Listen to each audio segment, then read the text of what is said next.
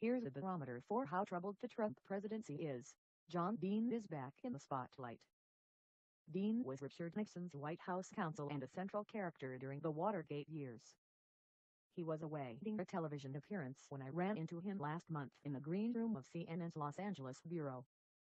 Earlier that evening, the New York Times published an explosive story that said President Donald Trump asked then FBI Director James Comey to back off the investigation of his former national security advisor, Michael Flynn.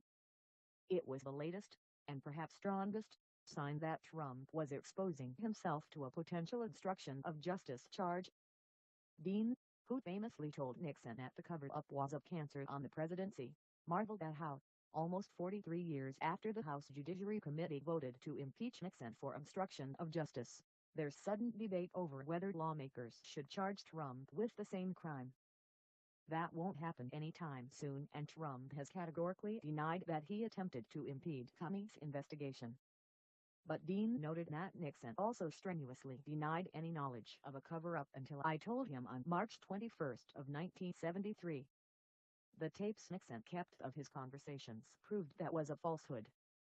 They showed that the first week after the arrest at the Watergate, on June 23, 1972, Nixon authorized a plan where his chief of staff, Bob Haldeman, was to call in the CIA, who was to go over and tell the FBI to stop the investigation of Watergate.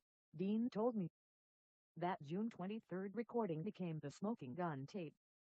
Does that not sound like a parallel to you? Does that not sound like a parallel to you? Dean asked with a laugh. Beyond that, by Comey's telling, Trump made the request directly to the FBI director, Dean noted. There was no intermediary. Dean, who is now 78, peered over his glasses, reading court documents that explored the varying definitions of obstruction of justice in different judicial circuits. The legal questions he was weighing about Trump's conduct were the same ones that White House officials grappled with during those fraught months before Nixon decided to resign, he said.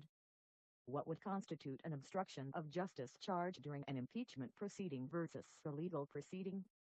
Was the FBI's investigation of Flynn an active judicial proceeding at the time of the Trump-Comey conversation in the Oval Office? If Trump did indeed utter those loaded words about Flynn to Comey, would anyone be able to discern his motive or intent?